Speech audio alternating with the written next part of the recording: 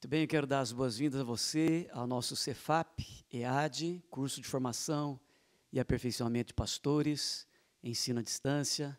Eu sou o Bispo Erasmo Duarte, mineiro, coordenador das igrejas de Minas Gerais e também de uma das regiões da Grande São Paulo, região Zona Sul. E eu quero estender a você a destra da comunhão nesse curso tão importante que a Sara Nossa Terra disponibiliza até você. Essa aula, essa ministração que está sob a minha incumbência, é sobre o culto inspirador. Esse é um instrumento muito poderoso na obra de Deus. É importante que aquele que está servindo a Deus no ministério entenda o valor, a intensidade do projeto de Deus que envolve o culto.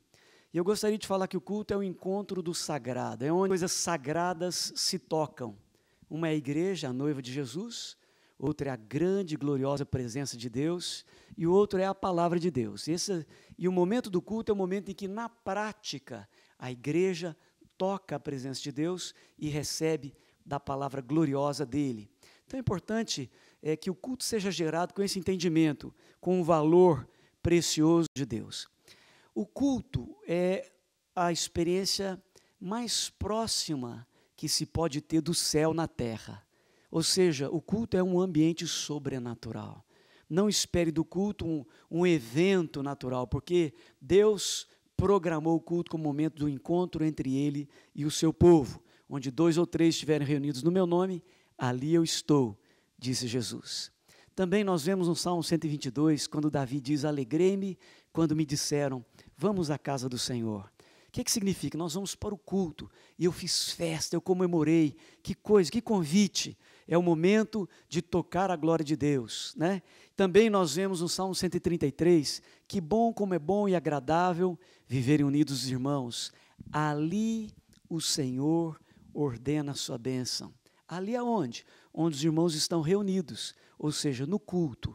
É o culto inspirador, é o culto onde você atuará como ungido de Deus em nome de Jesus. Então, no culto, os adoradores se encontram com Deus adorado e a palavra de Deus encontra os corações famintos.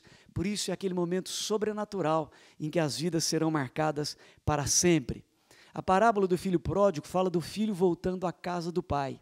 E esse grande momento de celebração da volta, do encontro com a casa do pai, é o culto inspirador. É aquele momento em que o povo de Deus se reúne e a família toma forma.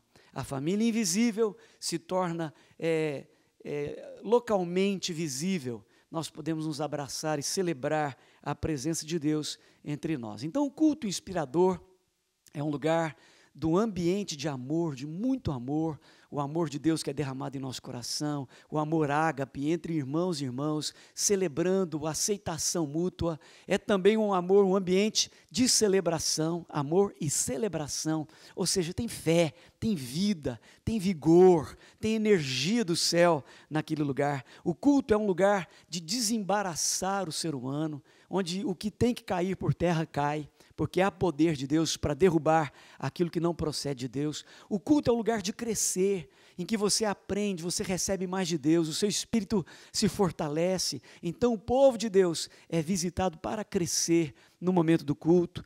Também é o lugar de ser desafiado. Não há um encontro entre o homem e Deus em que Deus não deixe um desafio para o homem. Portanto, culto é um lugar de desafio vindo da presença de Deus. Você, como ministro de Deus, precisa orar não apenas por um púlpito ungido, de onde brota uma palavra ungida, mas também por uma igreja ungida. Qual é a diferença? Às vezes há muita unção jorrando do púlpito, mas não há resposta no povo. O povo fica como espectador. Não, esse não é o projeto de Deus. O projeto de Deus é que haja um púlpito ungido e uma igreja ungida. Sai vida do púlpito e volta vida para o púlpito, porque a igreja faz reverberar aquela unção gloriosa, com fervor, com a aceitação da palavra, com a celebração. Pois bem, o culto, então, ele deve ser gerado não apenas pelo ministro, ou pelos ministros de louvor, ou pela liderança, mas pelo povo todo. Tem que haver expectativa, um culto onde não houve uma expectativa anterior, antecipada, ele é um culto pobre.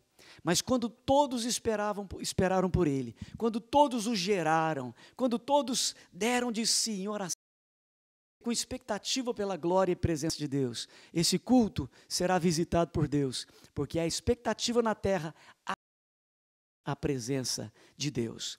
Bom, de uma certa forma, quais são os tópicos do culto, do início ao final? O culto começa com a celebração da presença de Deus, e ali começa então o louvor, a música, que é um ambiente próprio, onde os corações são sensibilizados pela presença de Deus, onde a igreja é conduzida em direção à glória de Deus, a adorá-lo, a celebrá-lo, a proclamar a sua fé. Então a música e o louvor são um momento em que se toca a Deus, o povo está tocando em Deus. Também há no culto e tem que haver um momento de conserto com Deus, de confissão, em que as pessoas trazem os seus erros à presença de Deus, se arrependendo, consertando, falando do que tem acontecido com a sua própria vida, consertando com o Criador, o Deus do perdão.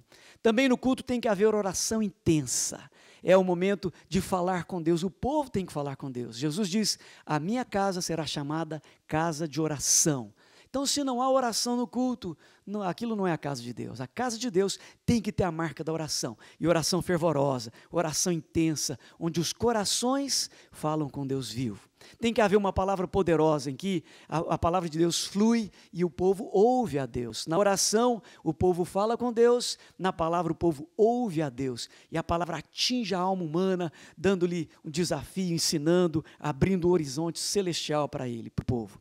Também deve haver dons espirituais, ou seja, um ambiente sobrenatural. Não é um lugar terreno apenas, mas um lugar em que a presença de Deus se manifesta, o poder de Deus se manifesta.